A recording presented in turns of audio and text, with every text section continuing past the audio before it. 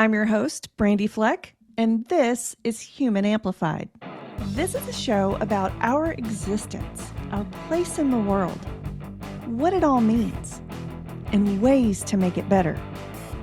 From big picture ideas that blow your mind to practical life advice, we explore it all.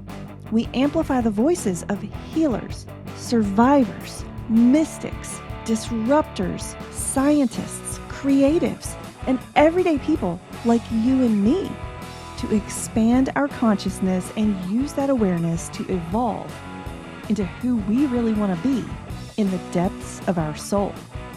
Humans Amplified. Thanks for tuning in.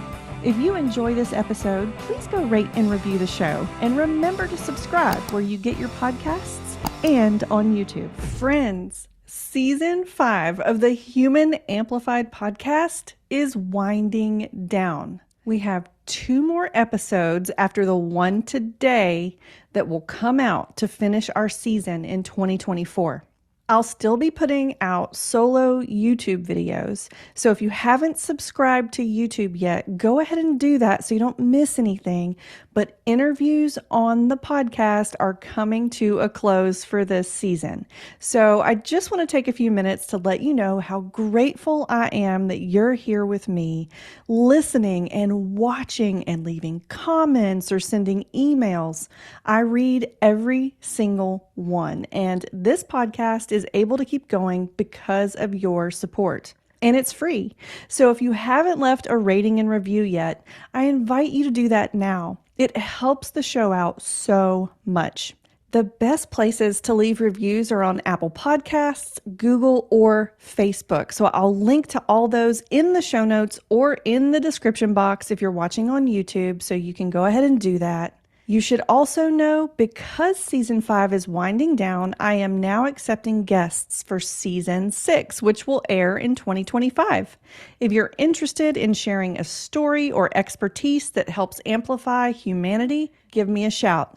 The link for how to do that is also in the show notes or the YouTube description box. So, if you've enjoyed the show, remember, leave us a rating and review, subscribe on YouTube or where you get your pods, and come be a guest on the show. Today, we're talking to Kirby Fling. He's a computer science guy turned trauma-informed relationship coach and founder of his signature program, the Two-Mind Method. He focuses on healing attachment wounds and preventing them in the first place. And while the topic at hand may seem heavy, this was such a fun conversation. You'll walk away from it knowing how to approach relationships in healthier ways and how to take responsibility for your own emotions, beliefs, and actions in a way that's healing and safe to your inner child and therefore your external relationships as well. In today's episode, we talk about how hypervigilance and intuition are connected, how to know if you can trust your intuition, the predictability of attachment wounds, how attachment impacts everything in life, how sleep and trauma play in, the 5 pillars of attachment, the enemies of healing, changing attachment styles, green and red flags in a relationship, and so much more. Kirby is currently in Bali, Indonesia, teaching what we'll be talking about in today's episode. He'll be hosting a retreat on the beach in Bali in November, by the way, and oh my God, doesn't that just sound amazing? And he also does one-on-one coaching in person and virtually. On a personal note, I love the interviews, and I mean love, that turn into real conversations where the guest pauses to think and digs deep within themselves to find the real answer, and then we're both thinking deeply and philosophically about the topic at hand. That's when ish gets really real, genuine, authentic, honest. This is one of those episodes, so get ready to do some thinking and digging with us. Let's dive in. For the links mentioned throughout this episode, visit the show notes at humanamplified.com/episodes/123. What does being human mean to you? Oh, wow. That's like a Sam Harris question. Like he used to ask questions like that on his podcast. What is being human?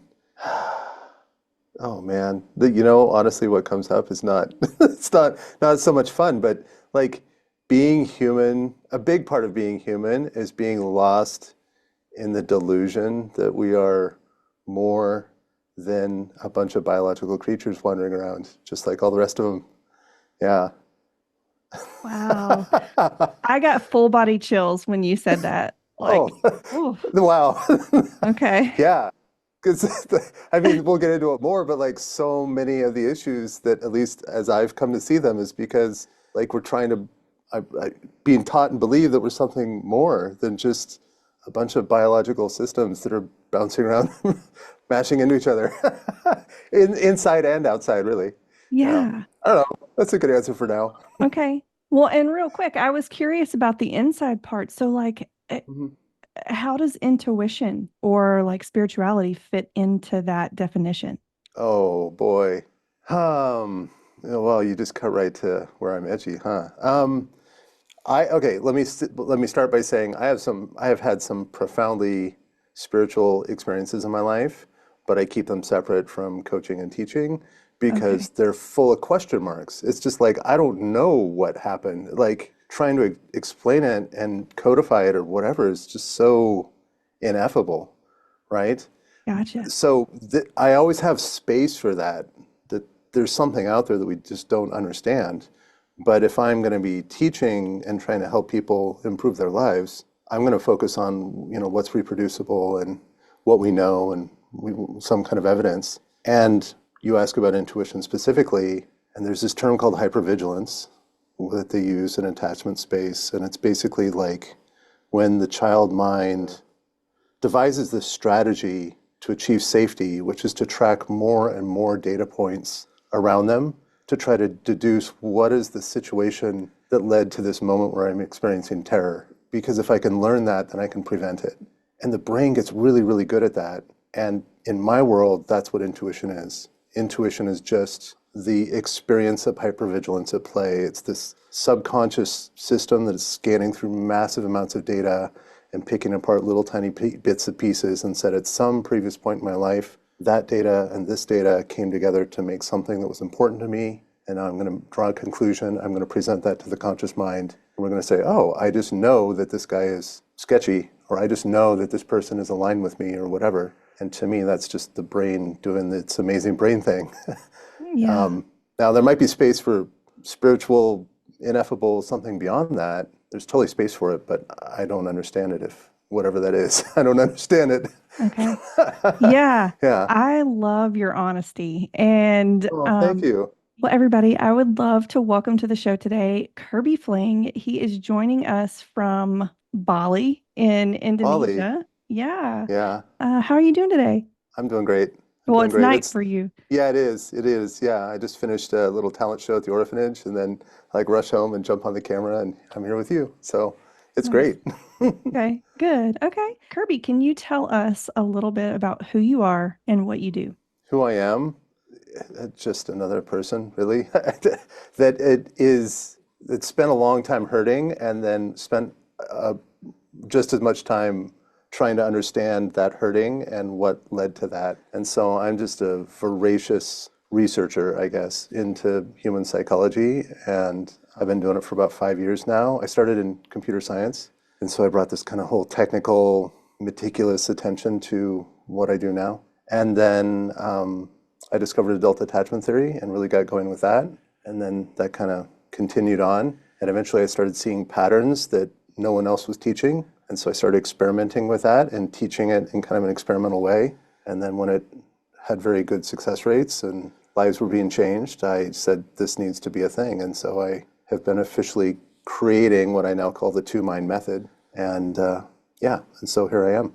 So, your work is based in attachment theory. So, is it safe to say you help people deal with attachment wounds? Yes, but once you understand the scope of what the attachment system is in human development, you realize that everything is a reflection of attachment wounds. It's literally everything. Like almost every, you could almost go as far as to say every preference you have, every fear, every time you get anger, all those things have to do with attachment trauma. And it's the scope is incredible which is scary at first, but once you realize that there's predictable pathways, it starts actually becoming really liberating because you're saying, oh, this is all just related. I've got a lot of maladaptive expressions of a relatively small and simple core wound. And if I can deal with a core wound, all these maladaptive expressions just kind of evaporate. So, yes, Okay. that's the long answer to your question. Okay, no, that's okay. And I'm making a few notes here so we can hit back on some of this stuff. But something that you were saying when you were telling me what being human means to you really piqued my interest. You said that intuition for you is hypervigilance. And that's Yeah. so interesting because in my experience, like I got so detached from my intuition through being hypervigilant, and it took me a long time to trust it again. So it's really interesting to me that you're coming from that perspective. Can you tell me a little bit more about it? Yeah, so I operate a lot in the realm of the theoretical because it's like these are things we just don't know. And so, again, coming from the IT side, is that you can, if you're dealing with a super complex system, you sometimes you can understand it all. Many times you don't have the time. And so you just kind of make something and then shove it into the system, and then you create watching bits on the other side to say, did this impact the system? I hope that made sense. Yeah. So I use a lot of that here on the psychology side. It's like, okay, say we have this thing called intuition, which, we don't have any brain cortical structure for, we don't have any known biological element to it. It's just something kind of, supernatural, ineffable, whatever. Okay, let's say that that happens. Well, let's start from that assumption and let's look at the other side and say, if you follow your intuition, this thing we're going to call intuition, now let's look at it on the other side. It's like, did you choose a good partner? Did you regulate at a time when it was important? How did your behavior affect a child, which is kind of my main priority?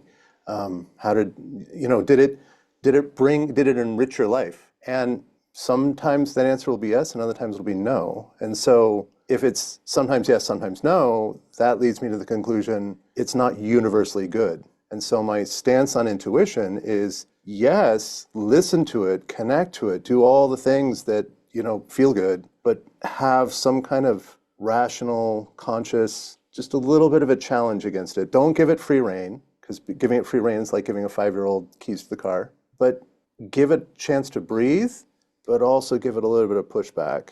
Because when the intuition sees that person across the room and says, oh my God, I feel this amazing connection with that person, like we got loads of evidence that says that's attachment trauma at play, and you're literally picking the worst possible person in the room for, well, at least that was my story for a long time. Okay. So, Yeah. when that happened in my life, I was like, oh, that's intuition. That's just something magical and mystical, whatever. And then once I learned about attachment trauma, I'm like, oh, that was not anything mystical. That was just my subconscious trying to find a person that could play out my wounds to a better solution. And it's just like, okay. And then when that Wow. happens, you literally have to choose to stand in the face of this compulsion to go that direction, which feels like intuition. You have to stand in the face of that and say, no, I'm going to choose a different path. So, I'm not saying intuition's bad. I'm just saying give it a little bit of pushback and check its results. And if its results are positive consistently, then you've got something good. Go with it. Yeah. But if that is leading to the same kind of, here, look at your last 3 relationships for any person who's listening. Look at your last 3 relationships and say, did they play out in similar patterns? Did you feel the same kind of pain? Did you have the same kind of arguments? Whatever. If that's true, then your intuition is corrupted. It's co-opted by unresolved attachment wounds. And so, Co-opted. yeah, that's my opinion. That's a great word. That's a really unique perspective, and I love how you explain that. And it's funny.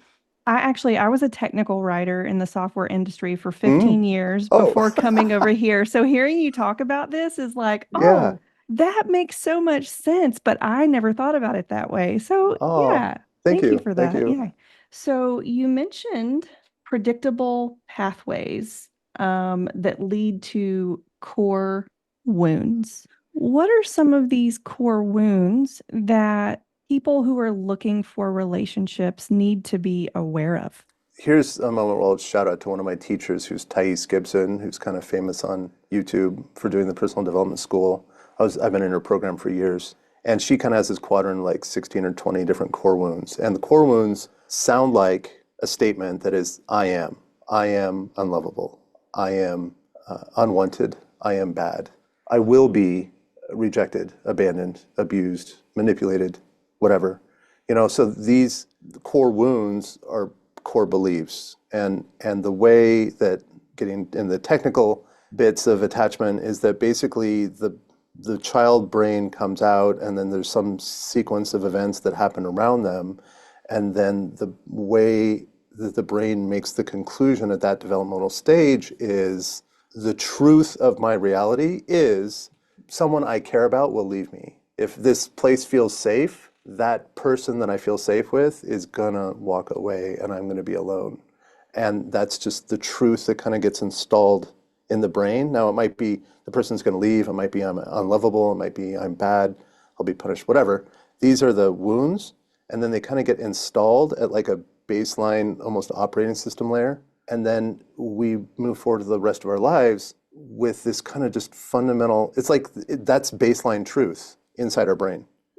We just believe that's true. Mm-hmm. And so we don't ever question it because it's just like, well, that's just what reality is. And that's where the really tough part of attachment healing comes in, is that you have to figure out some mechanism to kind of get underneath this thing that your subconscious believes is true, and then start showing it, teaching it new lessons to say, well, actually, that's not true. And so it's tricky. When you first start, it's tricky. Once you kind of get into it a little ways, it starts becoming more, it's like any skill. You start getting better at it and you're just like, oh, this is my wound. Like, I'm feeling activated. I just got triggered because I fear something. What do I fear? It's like, I fear that this person's going to leave. And it's like, well, okay, there's people that leave all the time. Why is this one important? And then you realize, oh, it's because this is my safety. Like, this is the place where I feel at ease. This is the place where I feel at home. This is the place where I feel that I can just relax and be myself and stop putting on a face and whatever. This is something special to me. And then the threat of that person walking away is this massive existential threat, and then our entire nervous system activates, and then we end up with something that we frequently call a trigger. Did that answer the question? I know I kind of looped around, because it's like, to answer that question, you kind of got to go through a bunch of like technical things around it. Yeah. So I hope that answered, yeah. I think you did. So basically, core wounds are beliefs that we form early on about how reality is going to go in relationship. Is that a good synopsis? Exactly. Okay. That's a very good synopsis, yeah. Okay. And it's like understanding how that gets formed informs us on how to heal it. Earlier, you were, I can't remember exactly how you said it, but you mentioned something like everything stems from attachment. Like, and did you mean like how we interact in the world or how we need to heal? What does that mean? I know it's a big claim and it's scary at first, but it seems to be true that it impacts every aspect of relating with another human being. And then you realize that the term attachment figure is specifically called attachment figure because it doesn't actually have to be a human. It could actually be a pet or a religion or a deity or anything that you're going to form an attachment to will activate attachment beliefs. And if those beliefs are wounds, then those wounds are going to come alive. And in official attachment assessment, this is really interesting. This is in the Daniel P. Brown stuff, which was really just a summary of 50 years of attachment research. But a lot of people go online and take this attachment test, and those are not actually reliable. A real attachment interview is looking for something called coherence of mind. And coherence of mind is basically like, how coherent are your thoughts when you're talking about the situation or this person? Because what you'll find with people that have attachment wounds is that like they'll be telling a story, and you'll notice in the story that the person they're talking about will shift. It's like they're talking about partner, but then they'll make this reference to mom or dad, or they'll be telling a story in one tense, like it was something that happened yesterday. And then as they're telling the story, they'll shift into present tense and they'll be reacting in the present as if the threat is right here in front of them. These are signs that someone's attachment or threat system is highly activated. And so it's like one way of looking at the attachment system is like, the old encyclopedias from yesteryear that would have like, 23 volumes. And then there's one special volume at the end that you open it up and you say, look at alligators, and it says, see reptiles. this kind of cross-reference thing. The attachment system has an organizing effect. This is the psychological term. The attachment system has an organizing effect on the brain, and it seems to be that it creates the master index of what is scary and what is safe. So if you have early childhood, this is the first 24 months, if you have early childhood wounds that create a moment of something being scary, as simple as I'm freaking out and I need you, Mom, and then she picks up her cell phone and walks away talking on the phone, to the child mind, that could be terrifying. Those moments, those lessons that are learned in those moments go into the master index about what's scary and what's safe. And then everything else we do, literally everything else we do, will refer to this index about what is scary and what is safe. And inside that index are malformed lessons, or inaccurate assessments, inaccurate conclusions. In that way, attachment affects everything. So it almost sounds like anybody could have an attachment wound, whether they had a good childhood or not, because no parent is perfect, I would say. Mm-hmm. What are Mm-hmm. your thoughts on who gets attachment wounds? I've got some very specific ideas about trauma that I would love to talk about. Yeah, sure. And that feeds into that a lot. But so there's people that specialize in kind of sleep, the science of sleep and learning. And there's some very interesting conclusions that come out of that field. There's a couple of guests on Huberman recently that really got into it. They were wonderful. But think of it this way, or at least this is the way I think about it, and it has informed my approach a lot, is that in the daylight, in the conscious waking hours, we experience all the stuff that happens in the world. And then something comes and we refer to that little index and say, this is scary or that's safe. And we just do a quick reference, and then we come back and we basically do a surface level reaction to that. But we're gathering data, our brain is gathering data through this entire time period, and then we sleep. And in the sleep phase is when the brain goes through all the information we gathered during the waking hours, and it begins reducing it down to core cause and effect, pattern association kind of things. That gets encoded into the long-term memory, probably the cerebellum. And that's what then shows up later in this little corrupted index. And so to answer your question, again, I'm going around the circle, but like to answer your question, it's like someone can experience an attachment wound, an attachment trauma, but where it really becomes an issue is if they take that lesson that they learned in that moment, and there's no other information, there's no other lesson, there's no other reconciliation before they sleep.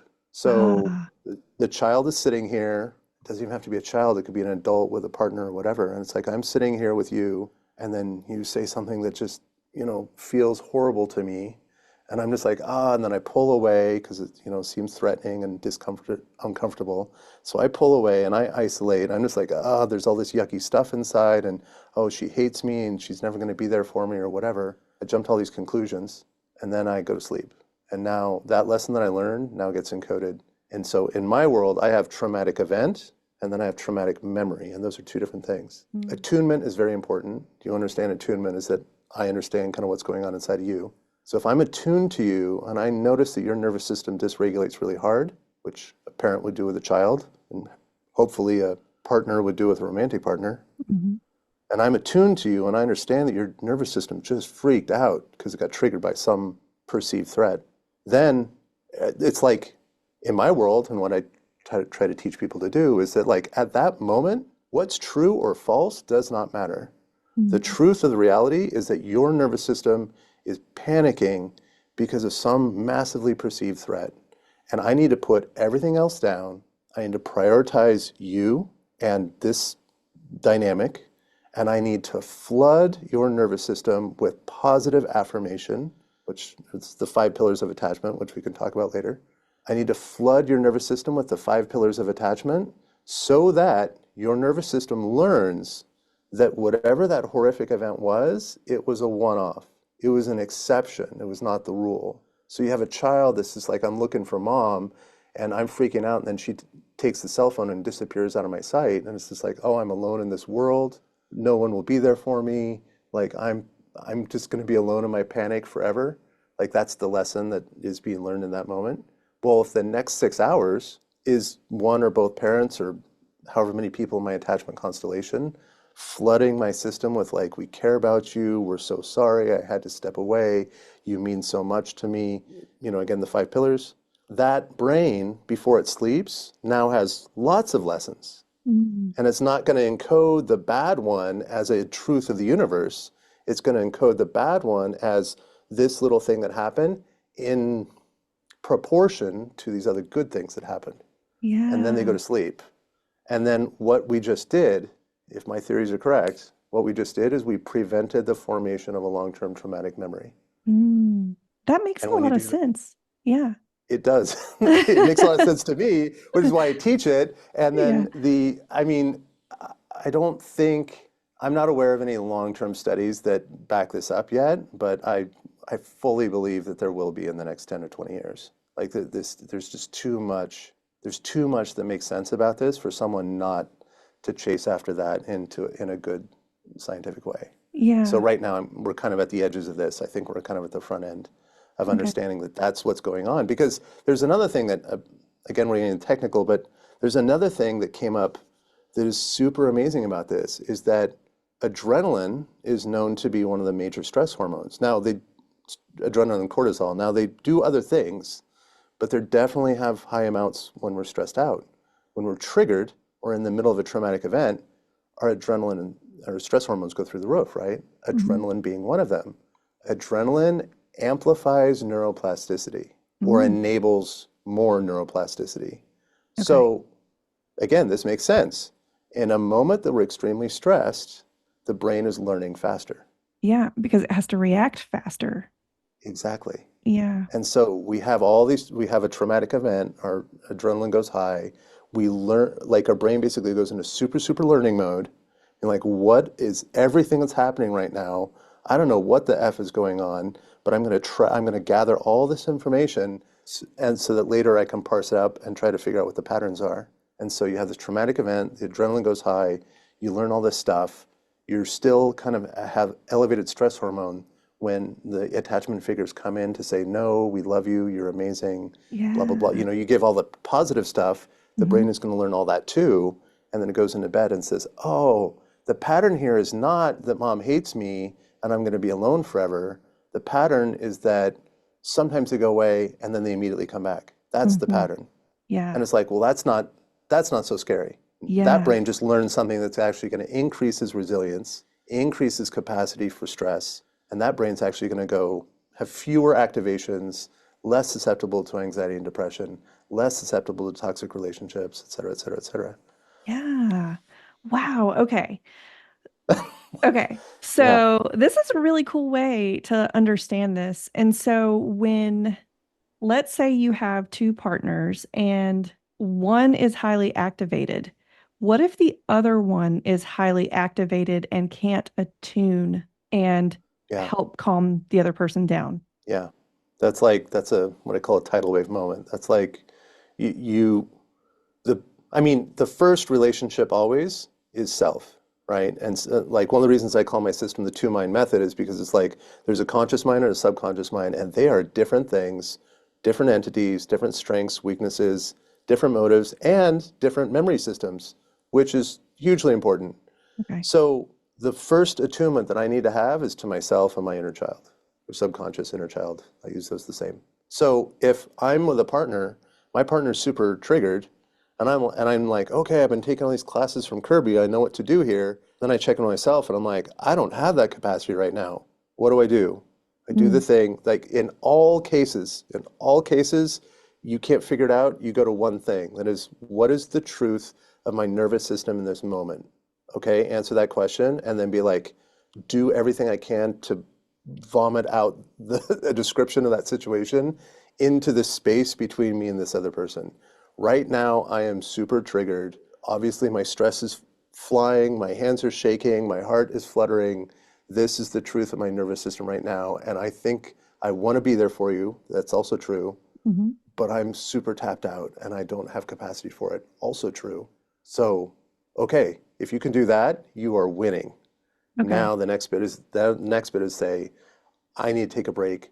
I need to get away I need to get to a place of felt safety. That's it. Like when you're super triggered, that's your one and only goal.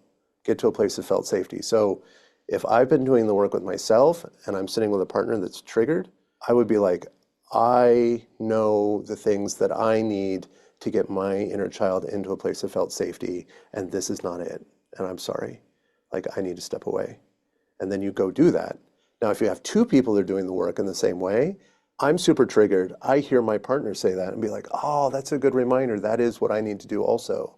And now I'm going to step away and not take it personally and be like, okay, let's check in 45 minutes or an hour or whatever.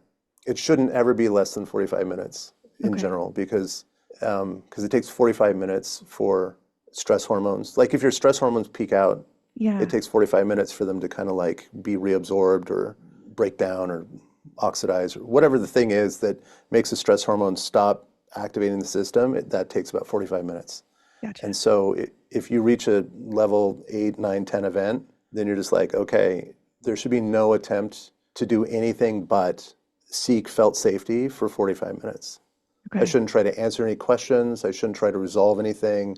I shouldn't try to teach or guide or blah, whatever, right? Everything goes off the table. The only goal you have in that 45-minute window is to get yourself to felt safety so that your nervous system will begin to regulate. And then you can be like, okay, I'm back on my feet. What the hell was that whole thing about? And then you can process that with a sober brain that's not impaired. And then you can step back in. And if both people are doing that, amazing.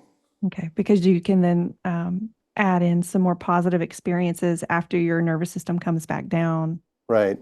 Okay. Well, I mean, I have a specific kind of formula for like if I'm good and my partner's not, again, it's the 5 pillars of attachment because it's like the reason my partner is not, the reason my partner's triggered is because some latent attachment trauma just got touched. Some stimulus happened that they witnessed that they perceived as an existential threat. They perceived it in such a way that their core wound, their core belief just got activated.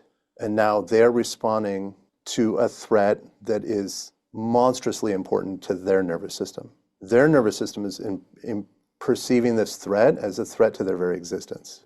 And the reason that happened is because at some point in the first 2 years of their life, they did not get the 5 pillars of attachment in adequate measure. So what I can do for that partner is I can give it to them now. And so it's like if I can give them these 5 experiences, then theoretically you create a sense of safety. You cannot tell someone to be safe, but you can basically create an environment which has high likelihood that they'll feel safe.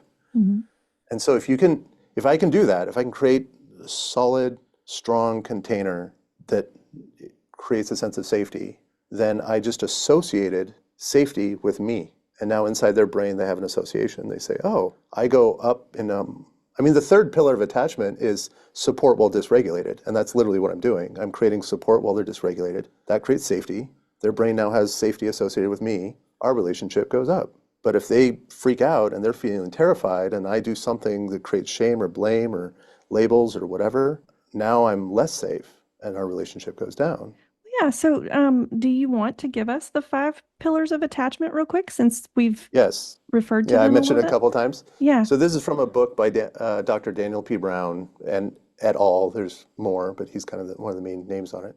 And it is him and his team got the unfortunate job of, they found an orphanage where the children had been molested for many, many years.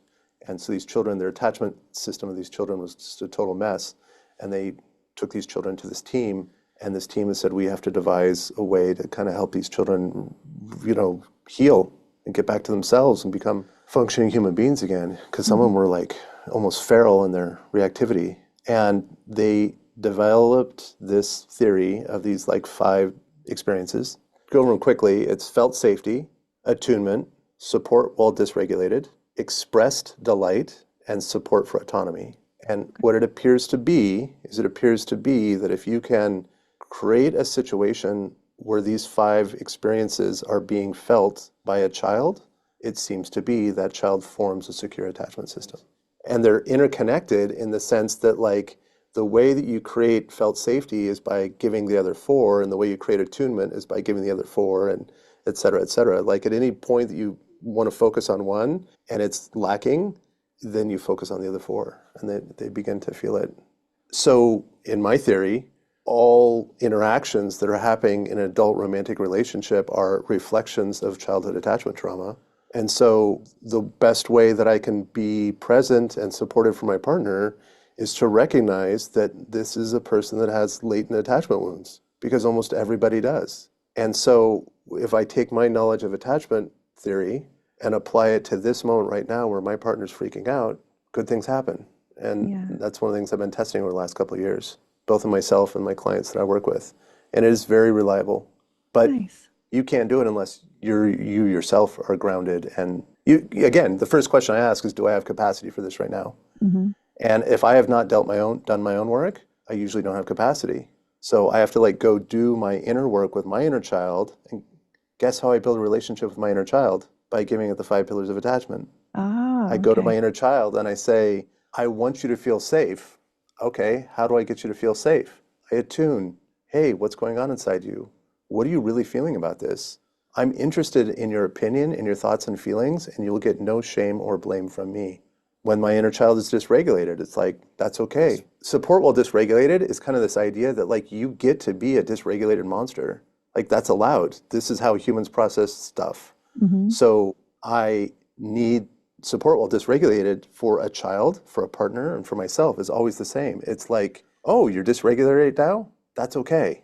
Yeah. I am going to use my energy to create a container of safety so that you get to do this whole process that you do inside this container, and you will never get any shame or blame from me. Yeah. And if we can do that, good things happen consistently. Okay. And so I do that with my inner child. And when I do that, my inner child begins to feel safer, begins to be more expressive, begins to be more calm, stops reaching out into the outer world to come fill my void.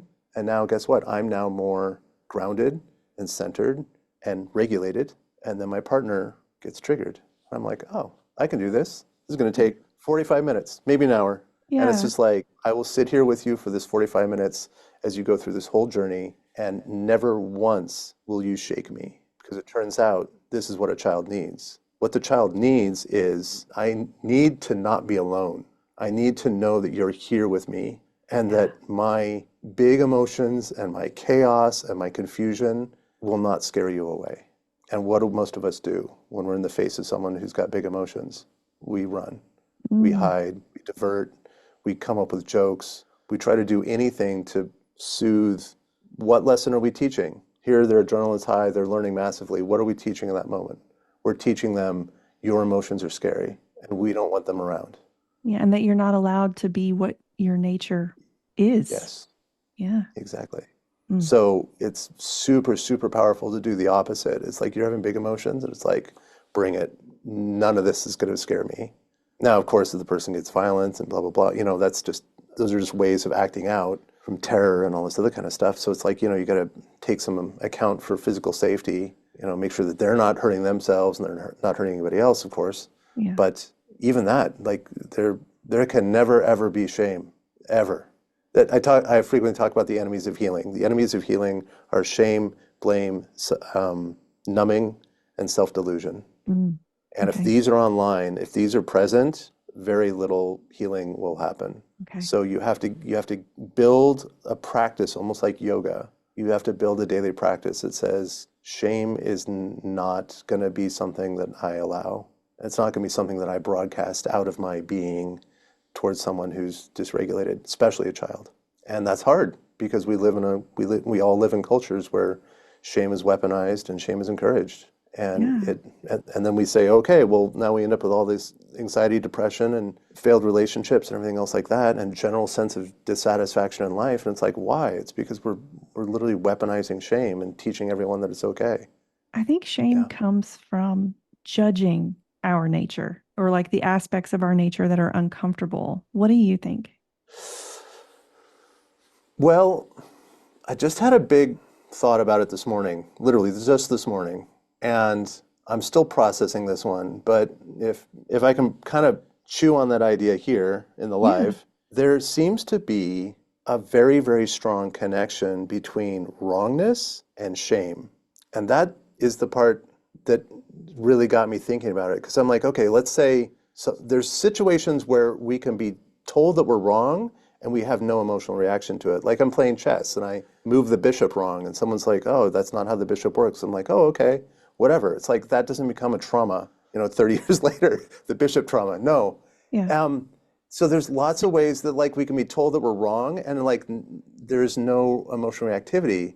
But when it comes to like our behavior or how we interact with another person, it's like, no, you can't act like that. Or no, you can't say those things. Or no, you can't have that preference or crave that thing.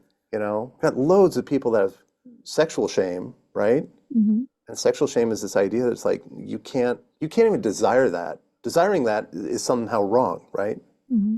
Again, I'm not fully parsed through all these ideas, but there seems to be this really strong connection between someone telling us that something we did is wrong, and then we have a shame reaction. And then we kind of move forward in life. This is where it gets really tricky, because I realized, I'm here in Bali, which is like this massive spiritual hub, and a gazillion people here teaching various forms of spiritual blah, blah, blah, whatever. They call it the conscious community. Mm-hmm.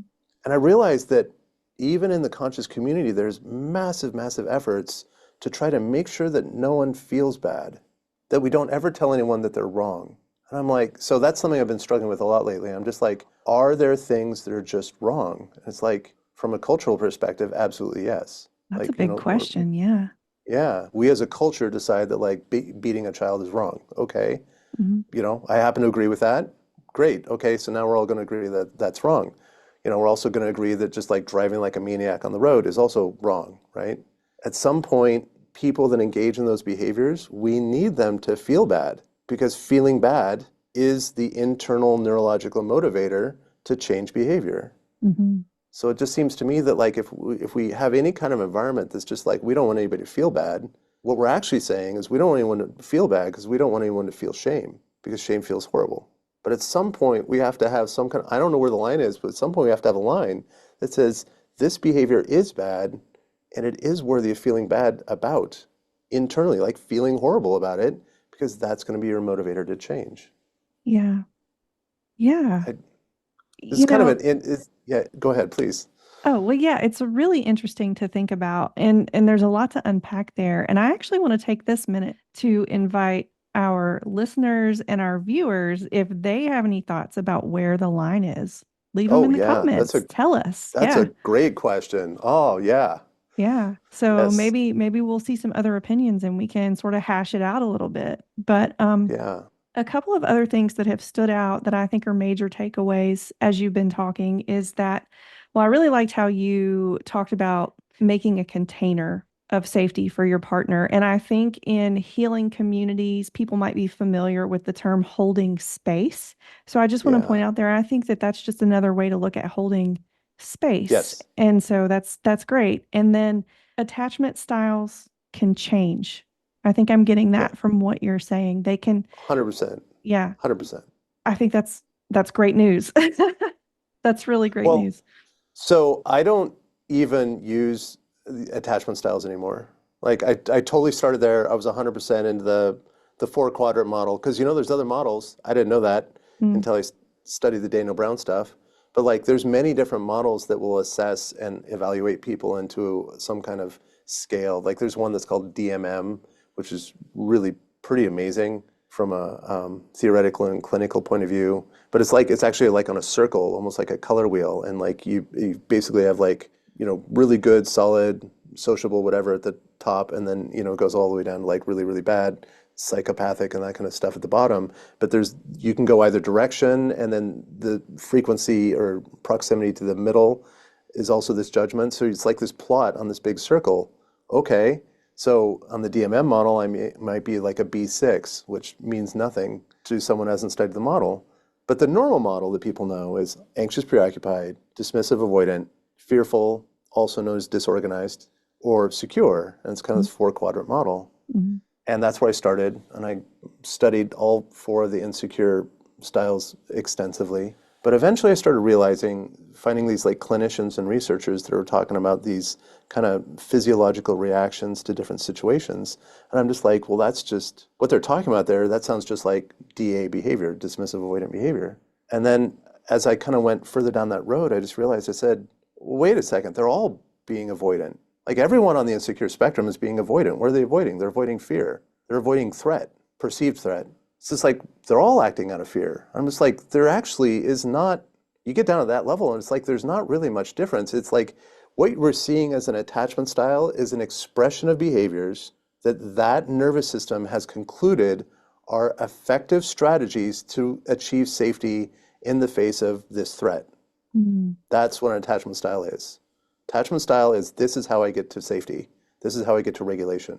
Now, different people will have different perceived threats. And to me, this is much more juicy, much more interesting, because instead of trying to group people into labels, because labels don't help anything, we get into the minutia of like, what was the specific stimulus, the specific thing that you witnessed right before your nervous system freaked out? That will tell us where you think a threat is, where your nervous system, where your subconscious believes a threat is. And it's like, like a bag of peanuts being opened. Someone sees a bag of peanut open, boom, their nervous system freaks out. And it's like, what? Yeah. In my childhood and all the people I grew up around, they would have said that person's crazy. And now I'm just like, that person has some prior association between, it's either the bag, the sound, the smell of peanuts, and something that was actually threatening. Mm-hmm. And once you understand it like that, you're just like, oh, attachment labels, who cares? This is where it's interesting. What was the thing that created the association with a bag of peanuts that is so terrifying? Yeah. And then we dig into that, and we dig into that, and then we use visualizations, because the subconscious can't tell the difference between a visualization and a real experience. And so we basically start playing around, and we create all these different visualizations that use peanuts in different ways until we find ways that it means nothing and ways that it like really, really activates. Because the nervous system will tell you. The nervous system will tell you when you're getting close. Yeah. You'll feel it. You'll just be like, ugh. You're like, okay, we're getting close. And you keep poking around, and then boom. Like every time, whatever the source is, you may not uncover the original memory, but you'll definitely uncover kind of the emotional belief. Mm-hmm. And you'll say, okay, this is the reality of your nervous system. And then you take that information and you go to partner and you say, hey, partner, when I've got this reality inside my nervous system that reacts very strongly to peanut bags being opened. I know it seems insane, but that's just who I am. So what, right? Mm-hmm. So I'm going to ask you, this is where we come out from both ends. I reach out into reality and I say, hey, could you slow down the triggers for a bit? I'm going to ask your help to just don't open peanut bags in my presence for a couple days, couple weeks, couple months. That allows my nervous system to have more capacity, be less fight or flight. So I'm going to ask you to stop doing this if you have capacity. And then while that's happening, I've basically gotten a reprieve. Then I go to my inner world and I come out from the other end and I say, what is this terror that I have and how can I rewire it? Now I'm jokingly talking about, yeah. So I'm jokingly referring to as bag of peanuts, because what the bag of peanuts really is, I mean, it can be a bag of peanuts, but it's usually something more like raising your voice or liking some bikini chick on Instagram or whatever, right? It's, pick your poison. Yeah. We see it all the time. Like, it's just like, my partner just blah, blah, blah, blah, filled in the blank, right? And they've got anger, anger is just fear. So they got anger and blah, blah, blah, blah, blah. And just say, that's your business. That's your trigger activating. It's never about the other person. This took me forever to get. Yeah. It's never about the other person. Mm. And if there's something there that is like so chronically out of alignment with my nervous system and its triggers, then you're out of alignment. It's time to walk away. And that could be done without any emotional payload. It's also, you can be like, this is out of alignment with me, and this is the reality of who I am. And if the partner says, I had no idea, or I did know, but I've been irresponsible, or whatever, right? If the partner receives that with grace and says, I care about you, I want to help you with this, and they're doing it on their, I'm not asking them to change, Mm-hmm. then that's green flags all over. Yeah. Ooh, I'm glad you just told us what a green flag was. Oh, yeah. Yeah. Yeah. I mean, of course there's subjectiveness to it, but like the evaluation of a relationship is not where the relationship is, it's the trajectory. Like we feel good when we go on pleasure cruises or go on dates or have sex or whatever. Like, oh, we do this thing and it feels all great. Okay, fantastic, wonderful. You just got a peak experience. That's yummy. That has nothing to do with the stability or longevity of this relationship. Mm. The stability and longevity is determined by what you do at the worst moments.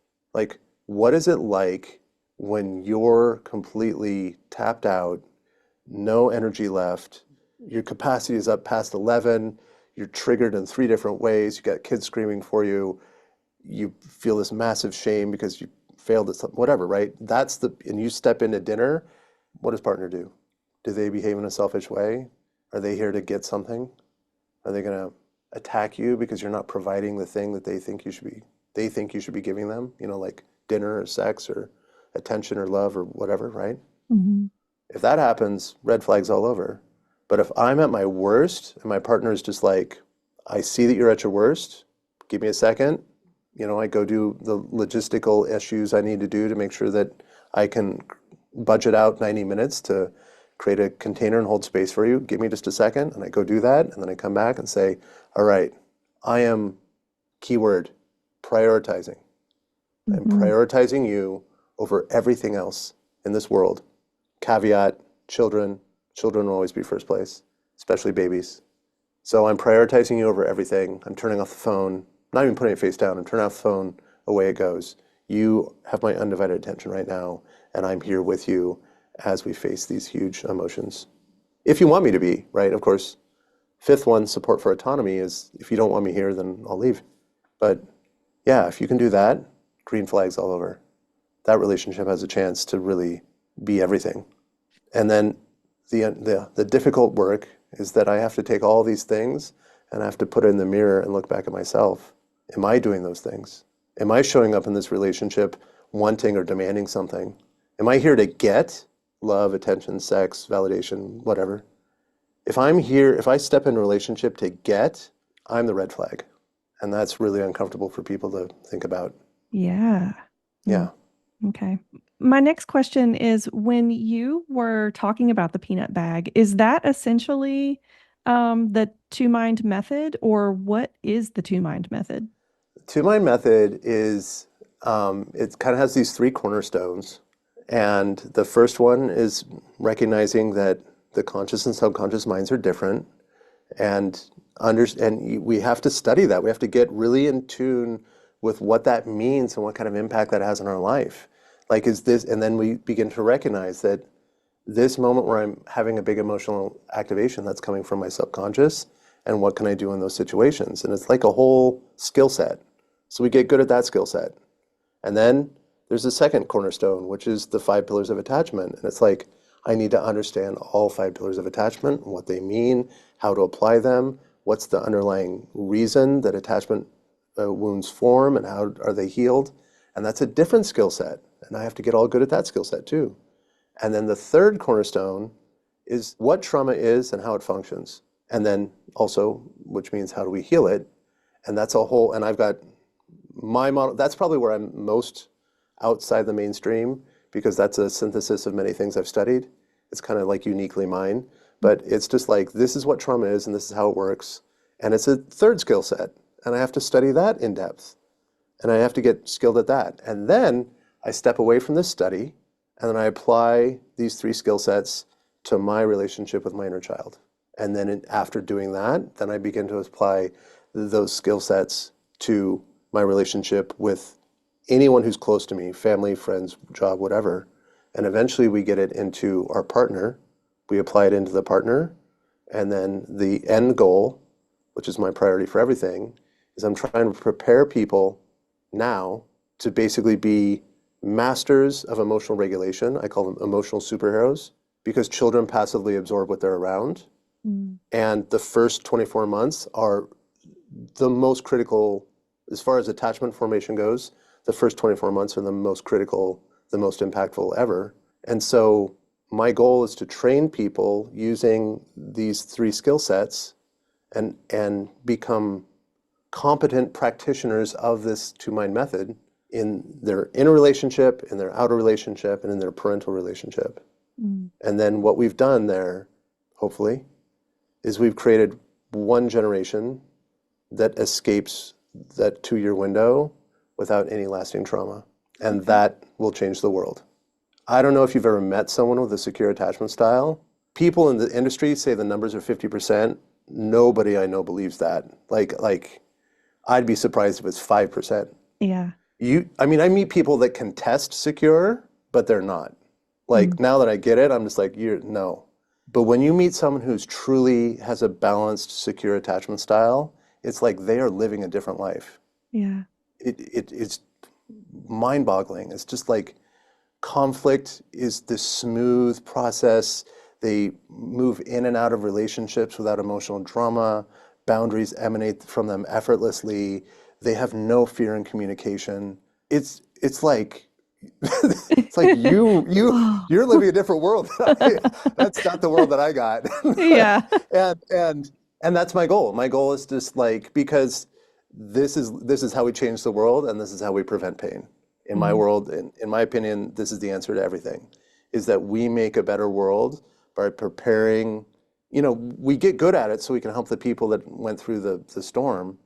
But where we really want to have it is we want to prepare the people that are about to be parents, the people that are about to, that will have children in the future. Yeah. Say, if you can be a master of emotional regulation and attunement and understand these principles, you can sit there with a child and be like, I know exactly what's needed in this moment, and I know exactly what will cause damage. And so we're going to structure our lives to prevent the damage moments. We're going to do everything we can. And inevitably, they're going to happen, right? But then you say, oh, this is one of those moments where they reach overwhelm. Now, in the next 3 to 4 hours, we need to bathe them with the 5 pillars so that before they sleep. Yeah. And it's just like, yeah, beautiful things happen. Okay. Well, where can people find you and your work? Thank you. I'm pretty much two mind method, no spaces, on the major, Facebook, Instagram, TikTok, YouTube. YouTube's the best one. And I've got a website, twomindmethod.com, and that's basically it. And I do one-on-one coaching. I teach a class every week here in Bali. I've got a retreat coming up in November. Always happy to talk about this stuff, always happy to teach, because I think it's the most important thing in the world. Okay, Kirby, I have one more question for you. Sure. And that is there anything that I didn't ask you that you think is important to share? Trauma is not what you think it is. Let's just say that. Okay. Like, trauma is predictable and a known entity, and it's not what everyone's talking about. And understanding what that is will change your world. Like, let's just say that. Well, thank you so much for being here today. You're very welcome. And the work you're doing. And yeah, it was great. Thank you. I love it. Thank you so much. Yep. Okay. Thanks for tuning in. Check out more of our episodes here and at humanamplified.com. Remember to subscribe.